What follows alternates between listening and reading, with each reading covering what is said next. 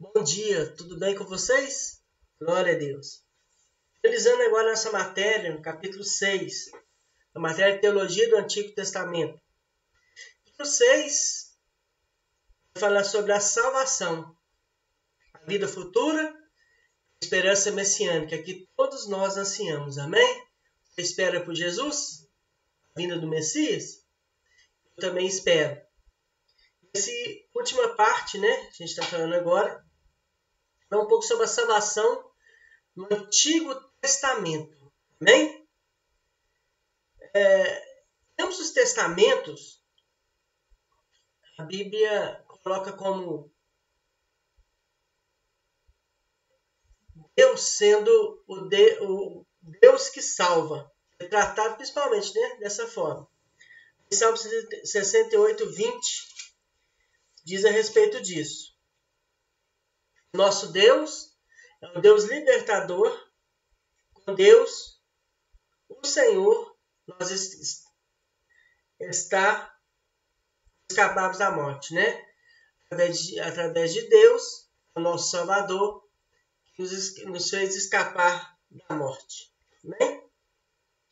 E o reino dele, fala sobre ele, que é a esperança salvadora, né? Eterna. Eu vou nos meus versículos aqui. E na introdução, viu, irmãos? Depois, finalizando aqui na introdução, a essência dos dois testamentos é o anúncio que a salvação foi oferecida por Deus no primeiro, no Êxodo, né? Então a salvação desde o início, lá no Êxodo, falando sobre salvação oferecida por Deus. Deuteronômio 6, 21 a 23.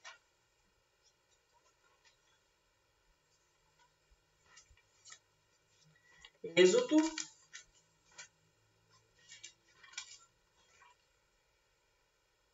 Deuteronômio, irmãos, perdão. Deuteronômio 6, 21 a 23. Deuteronômio é o livro das últimas coisas, né? Você deve estudar em Pentateuco. O livro relembrando tudo aquilo que eles deveriam saber para entrar na Terra Prometida. Porque aquela população toda tinha saído do Egito, havia falecido no deserto, só existia Josué e Caleb, como nós dissemos. Eles precisavam de novo relembrar aquilo. Aquela geração que estava naquela geração nova, que eram os filhos daqueles homens, filhos e netos, também se esquecido do que tinha acontecido, né? De todo o milagre que Deus tinha feito. Então aqui eles vão falar sobre a salvação, né, que foi feita lá no Êxodo. No nome 6, 21 e 23, diz assim: Vocês dirão a eles: Nós éramos escravos de Faraó no Egito, mas o Senhor nos tirou de lá com mão poderosa. Diante dos nossos olhos, o Senhor fez sinais e maravilhas grandes e terríveis contra o Egito e contra Faraó e toda a sua casa. Ele nos tirou do Egito para nos trazer e nos dar a terra que, sob juramento, prometeu aos nossos pais. Então, ali já está falando sobre a salvação de Deus, tirando, né, aquele povo do Egito, levando ele para aquela terra prometida, tinha sido prometida lá a Abraão. Lembra-se disso? Abraão, Isaac e Jacó são os patriarcas. E agora a geração deles estava entrando na terra prometida e eles precisavam relembrar tudo aquilo que aconteceu e todos os livramentos que Deus tinha dado para eles até aquele momento. A geração não sabia o que tinha acontecido, ou não foi ensinada, ou havia esquecido. Então, necessitou-se de falar outra vez a eles. Amém? E depois, essa foi a libertação física, né? Nós estamos falando agora, a libertação do Êxodo, a libertação do Deuteronômio, né? A libertação deles da escravidão. E agora, física. Mas agora na cruz, nós fomos emancipados espiritualmente. Colossenses 1, 19 a 23. A Bíblia, irmãos, ela é um livro só, né? Ela não tem variação de livros. Por isso que muitas vezes as pessoas ficam em dúvida. Mas o livro tal fala isso. Não, irmãos. A Bíblia é uma sequência. Então, tudo que ela fala de Gênesis e Apocalipse, ela fala o mesmo assunto da mesma forma. Pode ser que um autor ou outro, né, escrevendo alguma carta, como Paulo escreveu muitas cartas para Efésios, para Colossos, né, para aquele povo, Ele pode usar palavras diferentes para cada um deles, mas tem o mesmo significado. Amém? Importa que a Bíblia há todo um contexto, há toda uma história. Quando a gente entende a Bíblia, entende as coisas da Bíblia, a gente entende que a história que Deus escreveu é uma história só de um povo abençoado, um povo que estava sendo, naquele momento, agraciado pelo cumprimento da promessa. Amém? Glória a Deus. Então, tá lá. Colossenses 1, 19 a 20. Porque Deus achou por bem que nele existisse toda a plenitude, e que, havendo feito a paz pelo sangue da sua cruz, por meio dele reconciliasse consigo mesmo todas as coisas, quer sobre a terra, quer nos céus. Então, foi o sacrifício de Jesus, que foi a libertação trazida por Jesus na cruz, nos trouxe uma nova emancipação. Nós melhoramos de nível, fomos emancipados, amém? Espiritualmente perante Deus. Uma aliança era falha, não pela parte de Deus, porque Deus ele sempre, nunca falou nas suas alianças, mas agora nós temos uma aliança perfeita, uma aliança que, mesmo que o homem falhe, a aliança permanece perfeita. Amém? Aliança feita através da cruz. Não por merecimento, não por graça, não por sacrifícios, não por qualquer coisa que o homem possa fazer, mas pelo sacrifício de Jesus Cristo. Amém? Glória a Deus. Aleluia. Irmãos, no período antigo da história de Israel, nós falando da próxima matéria já, hein? Qualquer chefe que tivesse a força de ganhar a vitória sobre os seus inimigos, podia ser designado salvador do seu povo. Juízes 2:18. Juízes 2:18. Vamos escrever no livro de Juízes também, nós vamos estudar na história de Israel. Josué 2:18. Qualquer pessoa que tivesse uma posição de libertador do povo, era se considerado um salvador. Amém? Gênesis 2, versículo 18. Diz assim: Juízes 2, versículo 18.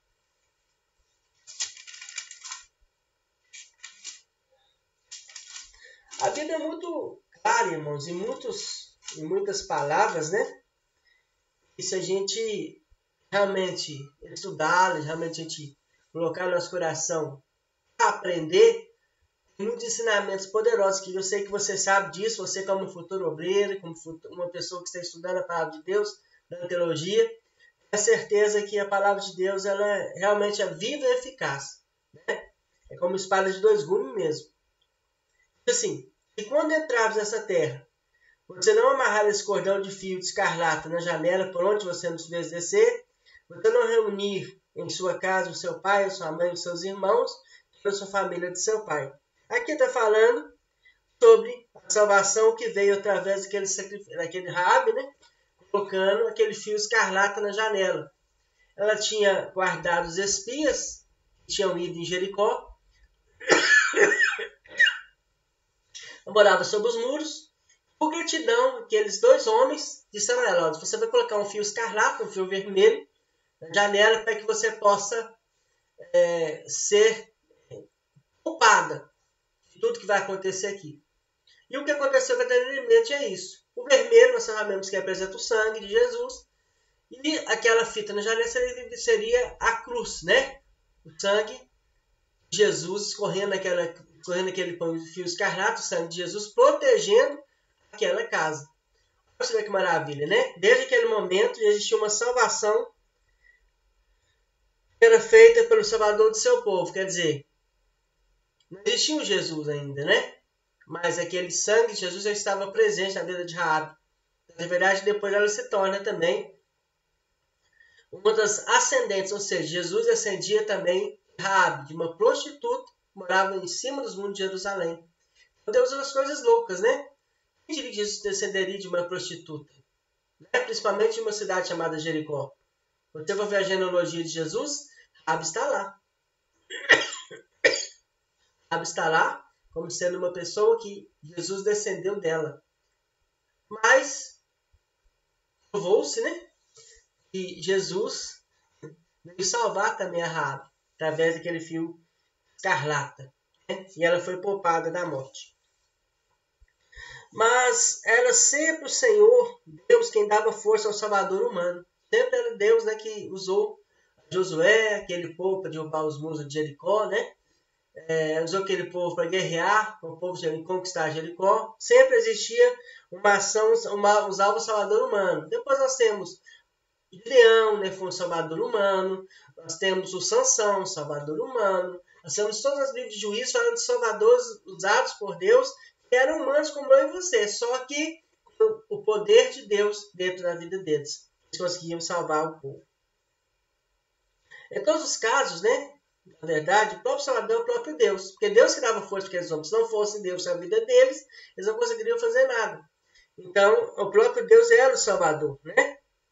As suas formas de salvação é teocêntrica, ou seja, a salvação sempre vem, o centro está em Deus. No sentido que sempre é iniciada e conseguida por forças e pessoas escolhidas e dirigidas por Deus para cumprir o seu propósito e alcançar o seu alvo. Ou seja, Deus usava homens comuns para salvar o povo dele da escravidão.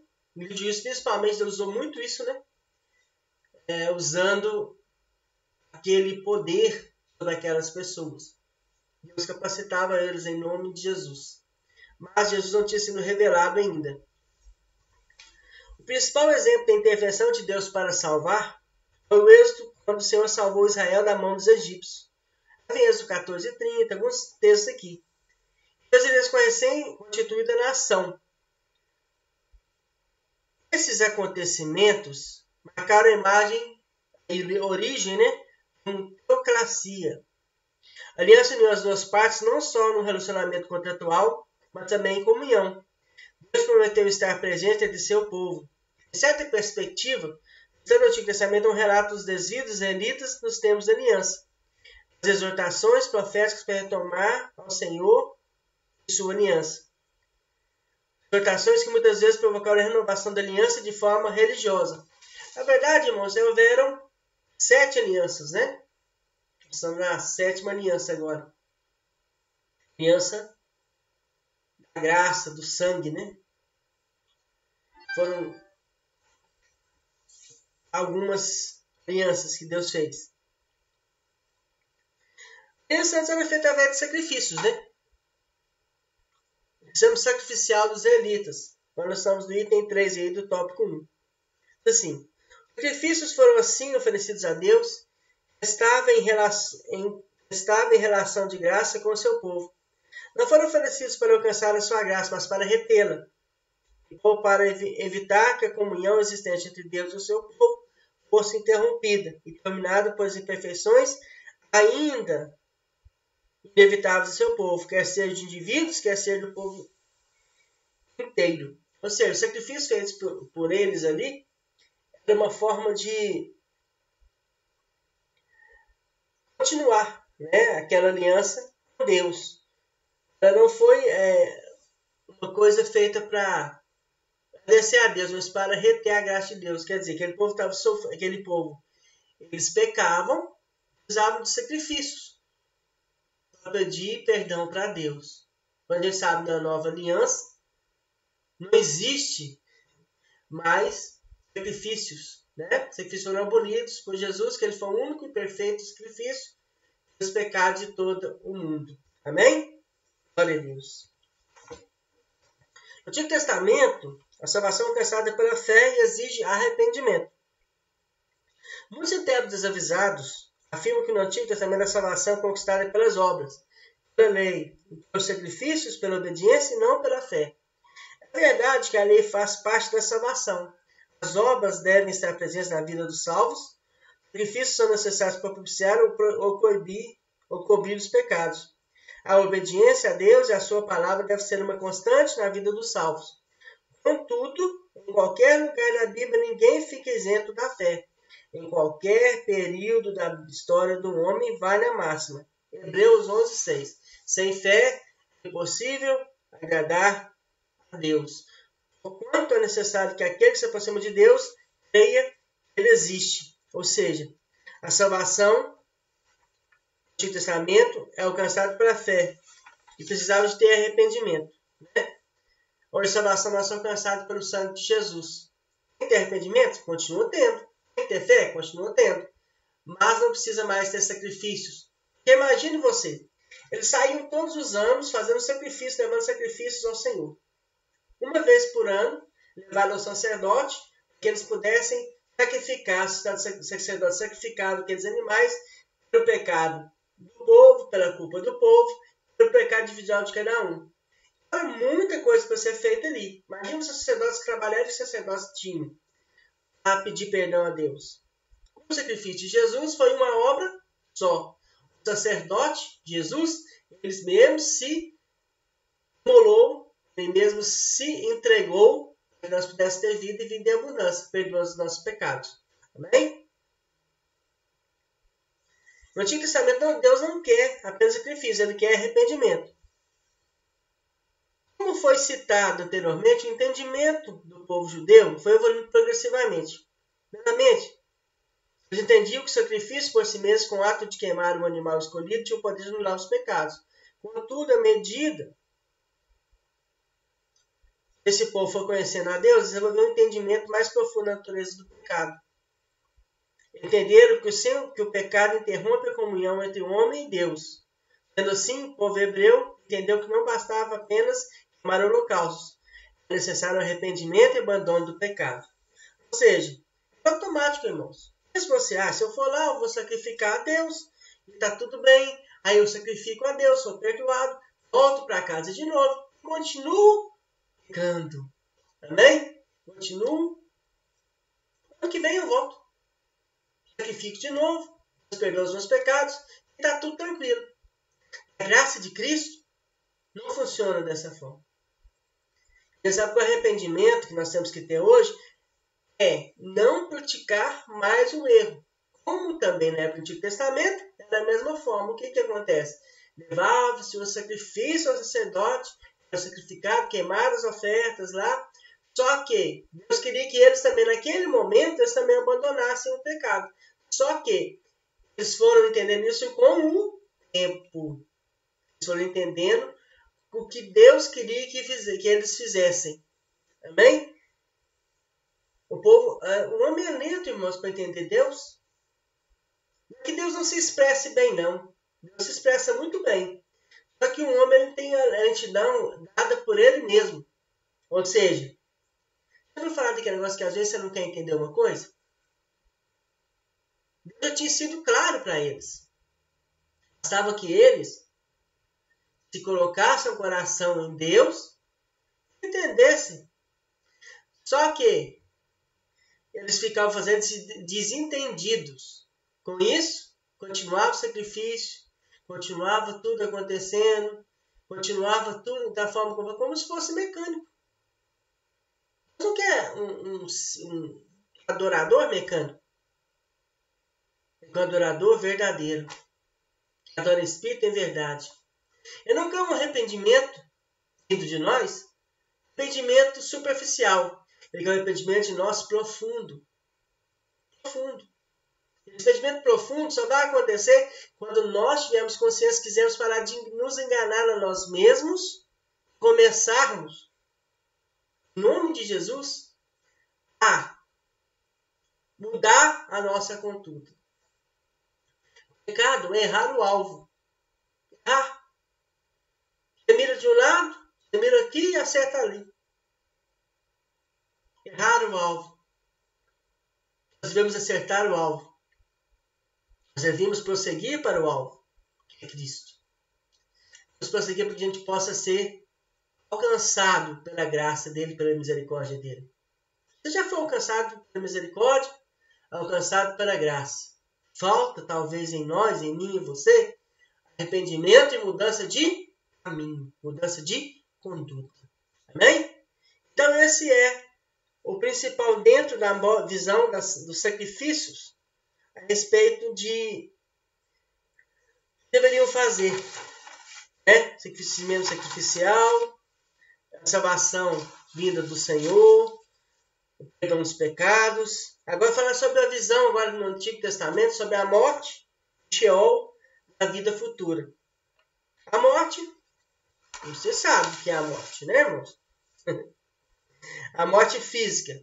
A escatologia do indivíduo recebe a mesma atenção no Antigo Testamento que a comunidade nacional. Segundo Clarke, o autor aqui do livro, para os hebreus, a morte física significava a partida de uma alma, um corpo, para se unir a outras almas do mundo subterrâneo, o Sheol, o Hades, né? Em algumas outras linguagens, no grego, Hades. A concepção de Smith, outro autor, pensava-se que quem morria era enterrado no túmulo da família, estava descansando junto com os ancestrais. Então a visão deles era o quê? A morte física, iam para um lugar intermediário. Alguns achavam que ia ficar junto com os parentes, simplesmente uma visão bem singela, bem simples, mas depois a gente vai vendo que não é só isso, né, irmãos? Você sabe que morte física, o que ela significa, né? É a parte que nós vamos passar para um novo julgamento. Sheol. Sobreposta ao paralelo à ideia de que os mortos estão no túmulo, encontra-se a ideia de que eles estão no Sheol. Sheol é uma palavra hebraica que assumiu a propriedade de um substantivo próprio. Sua etimologia é incerta. No momento do substantivo Sheol, no grego, Hades, traduzido por sepultura, cova, inferno, abismo. Inferno, abismo. As palavras usadas 65 vezes no Antigo Testamento não ocorre nenhuma outra língua semítica. Ou seja, semítica é o povo de Sem, o povo que Abraão descendia de Sem, que eram os filhos de Noé. Era Sem, Cã e Jafé. Sem era aquele que foi escolhido para ser a descendência também, que fosse uma ascendência de Jesus. Amém? Filhos de Sem.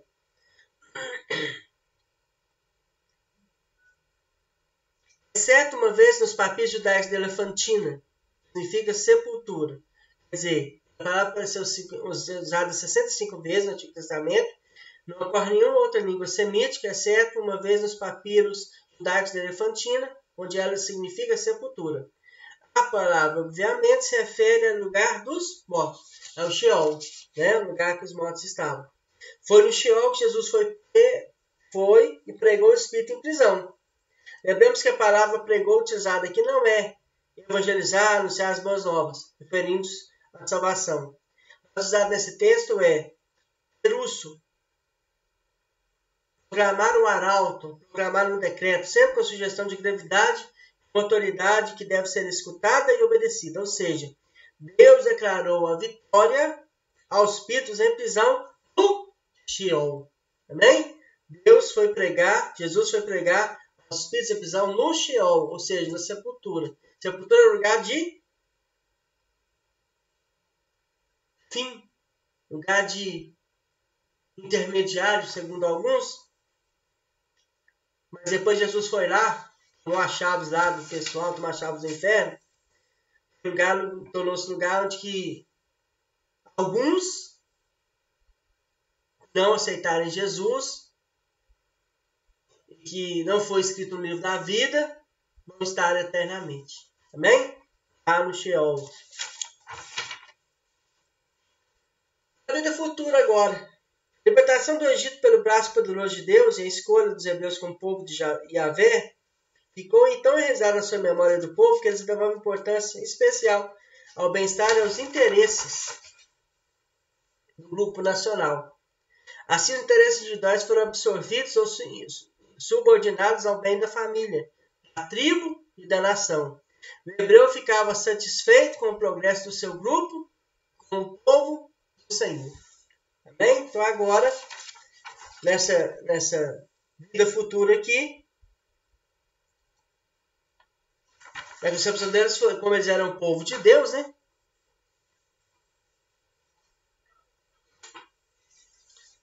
Eles ficavam satisfeitos com o progresso, deles.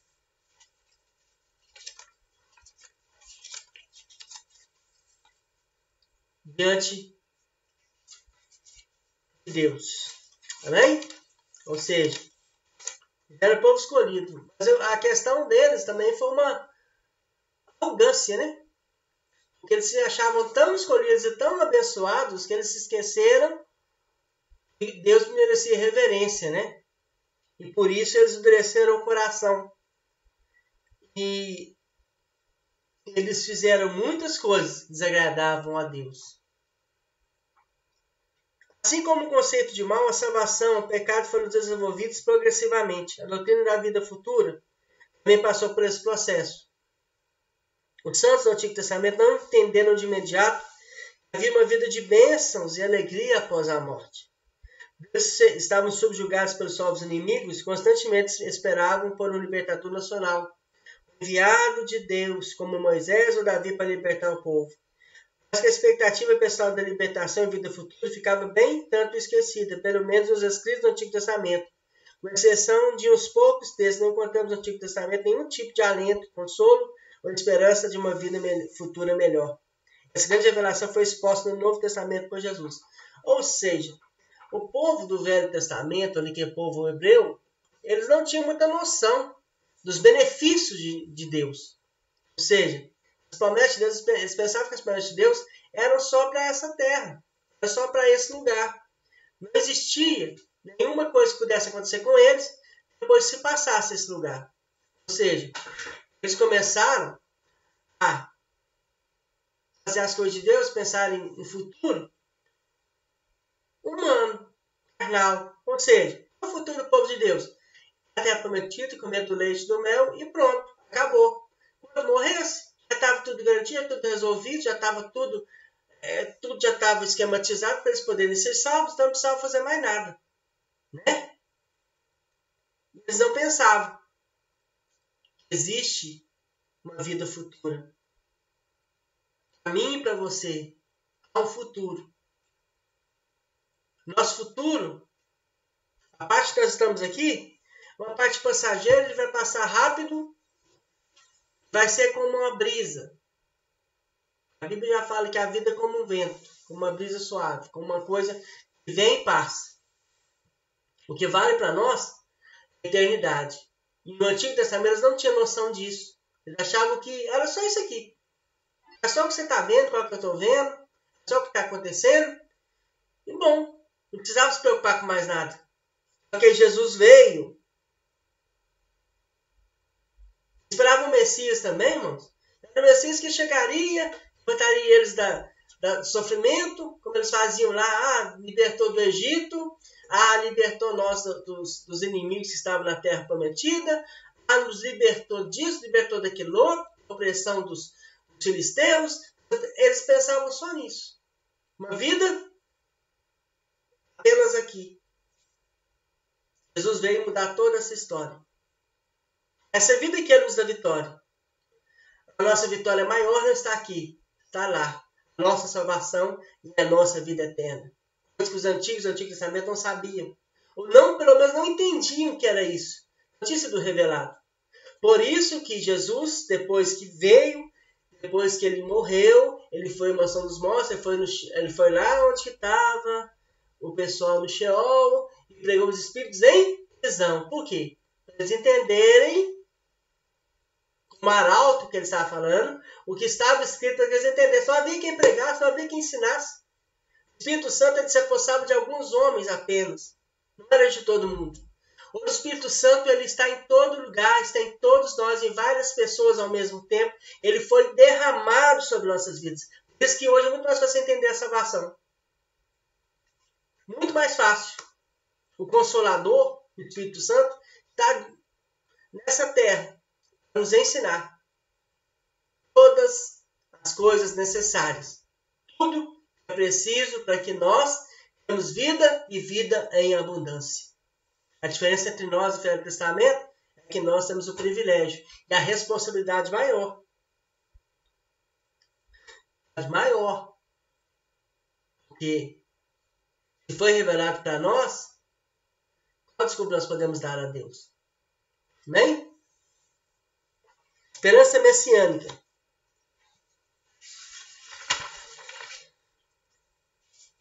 A história do povo de Deus parte da criação do universo é situada praticamente desde o início, no contexto abrangente da criação da humanidade e seu pecado.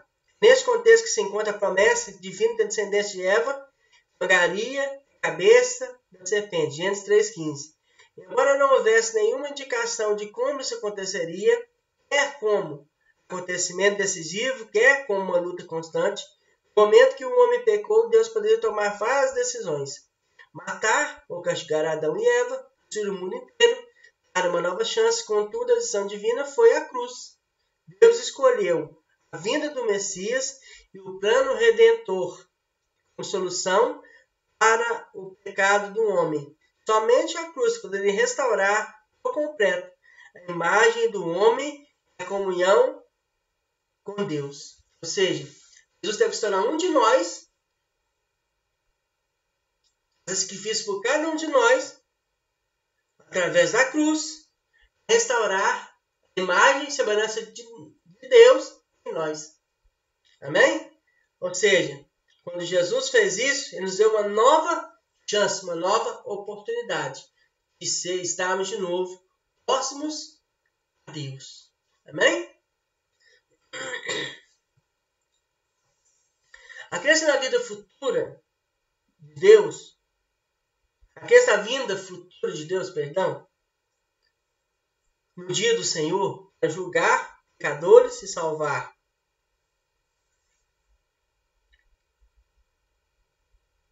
seu povo fiel, era parte integral dessa esperança.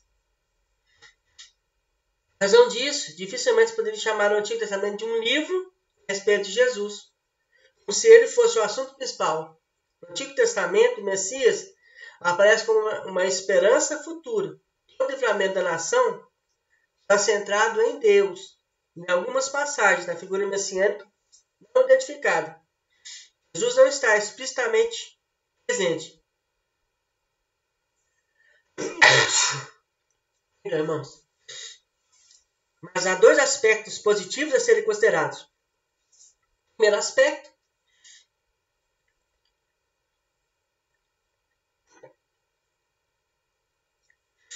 é que o Antigo Testamento dá testemunho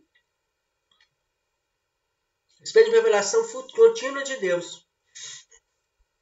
Relacionamento com a humanidade, especificamente com os judeus. Do ponto de vista cristão, a ganância seus crimes na vinda de Jesus e o estabelecimento da igreja. Desse modo, há continuado a história do trato de Deus, a ponto que os cristãos primitivos puderam enxergar a história do Antigo Testamento como história de seus antepassados e, portanto, reivindicar como sua própria história. Ou seja, a visão simples seria Deus, relacionamento de Deus com uma descendência de Abraão, e, portanto, a visão deles era vista como uma continuidade, continuidade da história deles mesmos, ou seja, dos antepassados deles a eles. Uma revelação contínua que Deus teve nos antepassados até chegar neles, ou seja, era a própria história do povo judeu com Deus. A segunda questão é que o cumprimento das várias manifestações de esperança de Israel sobre o futuro, traz principalmente do Messias na renovação do povo de Deus, é compreendido como ser realizando na experiência dos seguidores de Jesus. Por isso, o Antigo Testamento pelos autores do Novo Testamento como livro que apontava para aquilo que estava no processo de se cumprir. Lucas 24, 46. Na perspectiva de Alexander, esse cumprimento foi entendido de 4 maneiras. Primeira maneira, a passagem indica que o povo de Israel estava que um profeta receberia discernimento de Deus sobre o que aconteceria no futuro. Um oráculo, alguém que falasse do futuro. Uma das perspectivas que eles tinham. Dentro da questão do cumprimento de várias manifestações de Deus. Segundo perspectiva, maneira que eles pensavam, é que algumas passagens poderiam ser consideradas cumpridas em um nível de história dos judeus, mas tendo posteriormente um cumprimento mais profundo da experiência cristã. Eles ficavam pensando, analisando, com as perspectivas, a primeira perspectiva, o discernimento de Deus sobre o futuro que Deus falaria no futuro, daria um profeta para fazer isso. Na segunda perspectiva, dariam algumas passagens, né, em cumprimento daquilo que Deus tinha falado no Antigo Testamento lá. Eles já estão agora, irmãos. Então agora, olhando a história de Jesus na visão já do Novo Testamento misturado com o Velho Testamento, amém? Ou seja, que já tem um misturado um pouquinho. Aqui a diferença que nós temos aqui é Atos, diferença em Mateus, diferença mais a nós, mais para o Novo Testamento. Em terceiro lugar, em algumas passagens, a descrição de uma pessoa ideal era vista como sendo cumprida com perfeição em Jesus. Mateus 15, 34. Ou seja, agora já estão vendo perspectiva. É uma perspectiva de esperança do Messias que viria para Israel. Ok. O que eles pensavam? Jesus seria aquele que libertaria os romanos. Então só tinha perspectiva só de que era apenas isso. Né? Era apenas o que aconteceu. O que aconteceu no futuro deles. Jesus veio para libertar eles da opressão dos romanos. Cobrança de impostos. Em quarto lugar, havia um fenômeno conhecido como tipologia. A palavra tipo, no sentido bíblico, significa uma correspondência entre um acontecimento passado, relatado nas Escrituras, e um acontecimento posterior, no qual Deus, de maneira semelhante, mas mais profunda. Por exemplo, o profeta Jeremias vê uma correspondência entre a aliança mosaica e a nova, sendo essa última a melhor aliança que Deus estaria fazendo com o seu povo no futuro. Lucas 9:31, o autor cristão traça o paralelo entre a redenção de Israel do Egito e a redenção do pecador realizada por Cristo.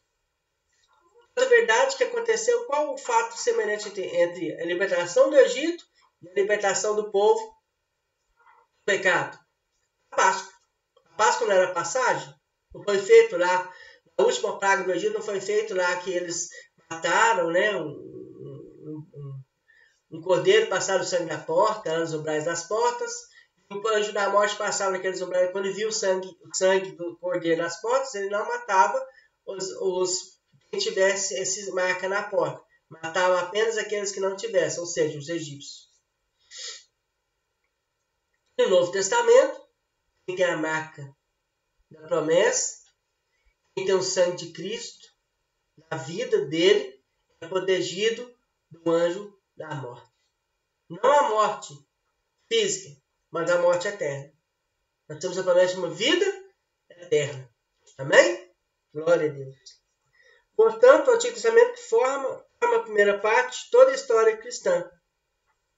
Ao mesmo tempo que uma vez que é um livro que registra profecias complexas e prefigurações de Cristo e da igreja, que diz que Deus inspirou os autores a registrar esses se cumpririam em Cristo, embora os autores dificilmente estivessem cientes de seu significado. Quanto mais ouvidos e leitores originais, esse conceito encontra a expressão clássica em 1 Pedro 1, do 10 ao 12, em que Pedro declara que os profetas tentaram encontrar o sentido do que o Espírito de benefício foi das gerações. Mas se Deus estivesse trabalhando desse modo neles, pode-se dizer que no Antigo Testamento era em certo sentido um livro cristão. Algumas partes do qual tratam de Jesus e da igreja, mas isso não poderia ser apreciado como tal do tempo de cumprimento. Uma teologia bíblica do Antigo Testamento precisa reconhecer essa dupla função, como livro que seria compreendido como um nível ou série de níveis pelos leitores originais, cristãos, em outro nível por aqueles que tinham a chave de Jesus, uma nova leitura do Antigo Testamento. Ou seja, a revelação de Cristo ela é progressiva. A revelação da palavra é progressiva. Não adiantava falar no Antigo Testamento sobre Jesus, apesar de alguns tentarem falar sobre Messias ou do Salvador, eles não tinham a complexidade do que aconteceria. Ou seja, o Antigo Testamento se viu como o quê? Como base para se entender a obra que Jesus ia fazer. Né? Era a base. Ou seja, apenas aquela coisa que vai apenas mostrar que todas as promessas que Deus havia feito ao povo estavam se cumprindo. Estavam se realizando. Quer dizer, eles no Antigo Testamento não tinha ideia de todas as coisas que iam acontecer no Novo Testamento através de Jesus. A cura, a libertação, a salvação e várias outras coisas que Jesus fez. A Bíblia já diz lá no livro de João, no final de João, né, que se fossem escritos livros, com tudo que Jesus fez sobre essa terra, não haveria um livro suficiente que coubessem sobre essa terra. Se você olhar os céus, se você olhar todo o tamanho dessa terra, se você olhar a distância das cidades, né, daqui Belo Horizonte, 120 quilômetros, daqui até no espaço sideral, até a última camada do planeta Terra, da atmosfera da Terra, se você colocar que não haveria um livro suficiente para falar o que Jesus fez naquela época, não haveria livro suficiente para escrever o que Jesus fez, imagine agora. Não existiria um universo suficiente para colocar o que Jesus fez por cada um de nós, o que ele já fez em cada vida, em cada casamento, em cada família, em tudo que ele já fez para a obra redentora da cruz. Não haveria um livro suficiente que venham sobre esse universo. Maravilha, né? Esse é o nosso Deus. Baseados nas promessas do Senhor em 2 Samuel 7, do 11 ao 16, profetas e salmistas relacionam a esperança messiânica principalmente ao Messias, a descendência de Davi.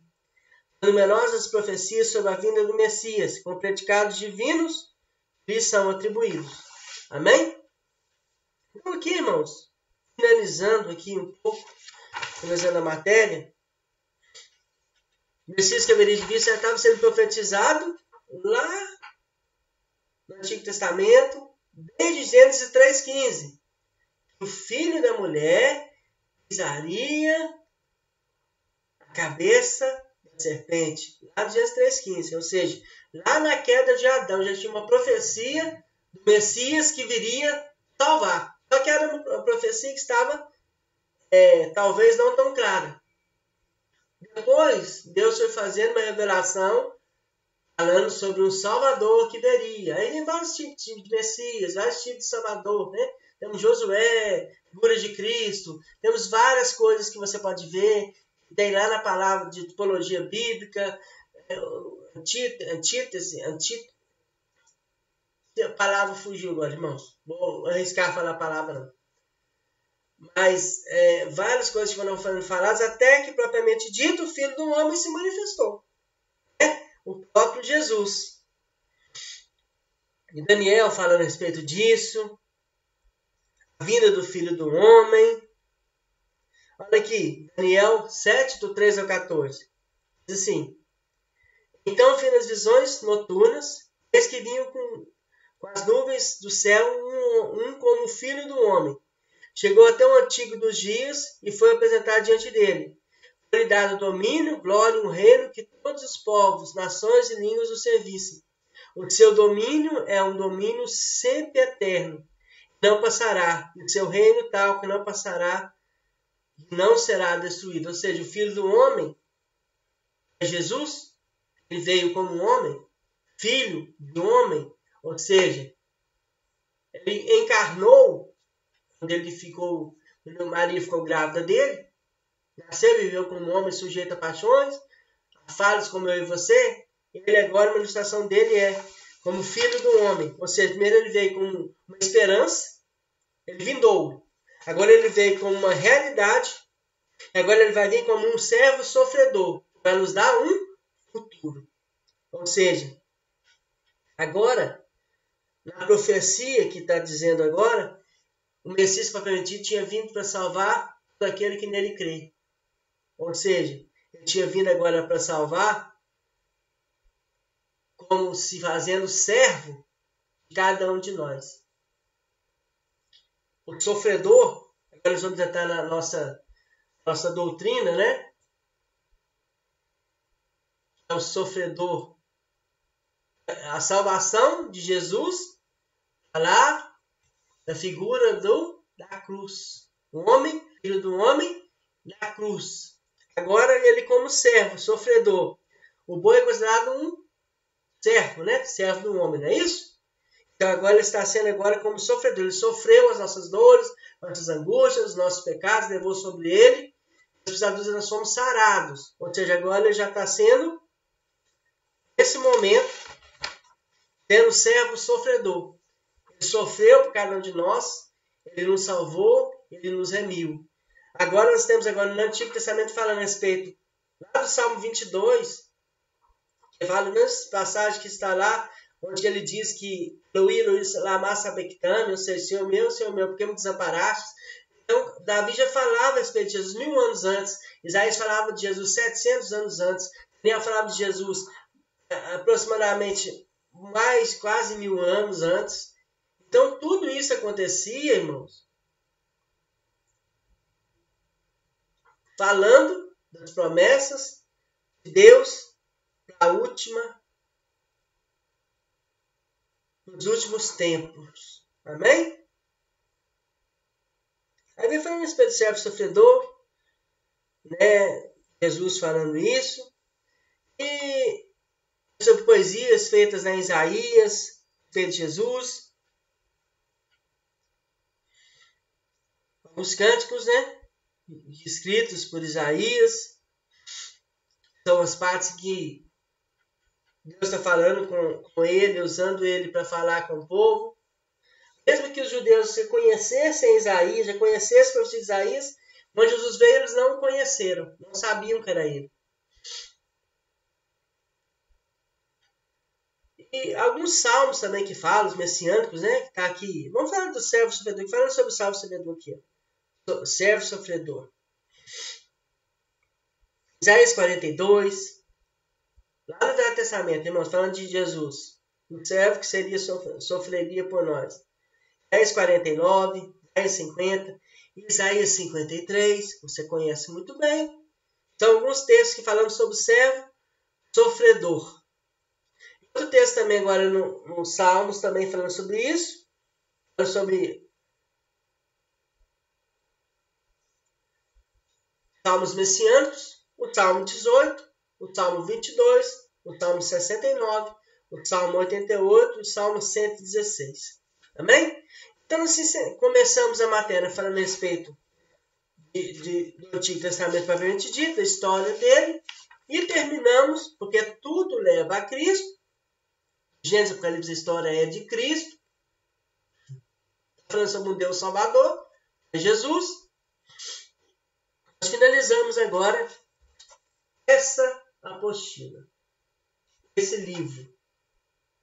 Colossenses 2, 16 e 17, vamos lembrar lá de novo. Colossenses 2, 16 e 17.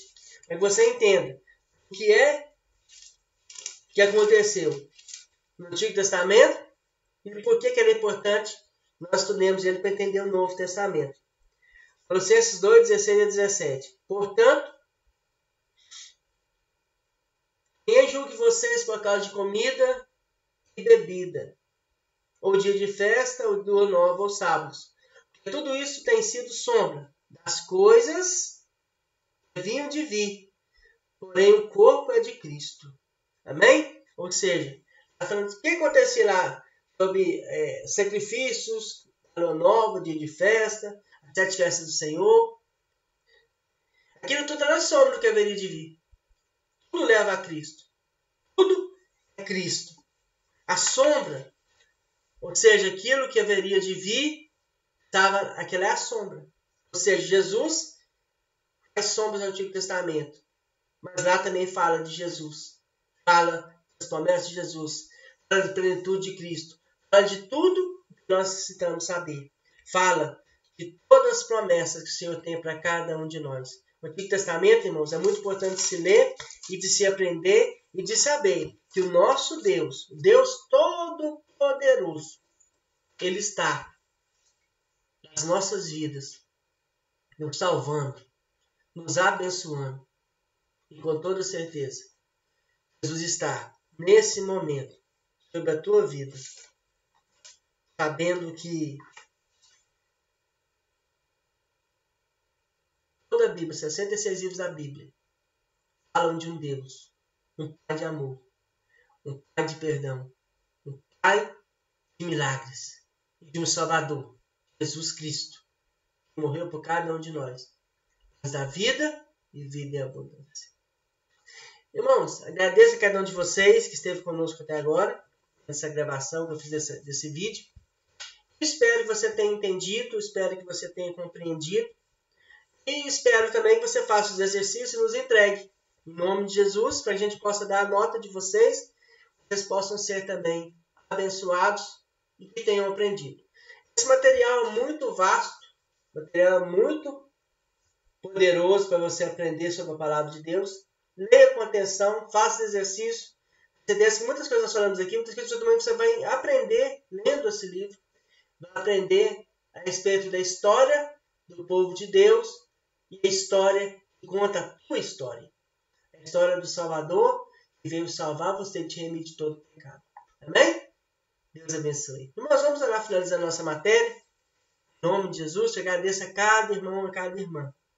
Senhor, meu Deus, meu Pai, nós te agradecemos, Senhor Deus, por tudo. Por cada irmão que está aqui. Cada um, Senhor Deus, que está agora no exercício dessa matéria, está lendo esse livro, Senhor Deus. Venha falar com cada um deles. Venha, Senhor Deus, guardar cada um deles. Venha, Senhor Deus, em nome de Jesus, abençoar cada um deles. Eles possam absorver, Senhor Deus, esse conteúdo de aprendizado. Possam aprender cada dia mais, Senhor Deus, a respeito da tua palavra, do teu poder, da tua graça. E saber que toda a história que está aqui no Antigo Testamento vai falar de um Deus que tem compromisso com os teus servos e com os teus filhos. Deus abençoe a cada um, em nome de Jesus. Amém? Deus abençoe, fique com Deus. E nós vamos iniciar agora a história de Israel. Espero que consigamos fazer isso semana que vem agora, já começando essa semana. É muito conteúdo, irmãos. Nós vamos ter que correr um pouco. O conteúdo está atrasado. Eu tive que finalizar agora esse livro, né? Do Antigo Testamento. Comecei a história de Israel com mais propriedade. Amém? Então fique com Deus. Deus abençoe. Paz.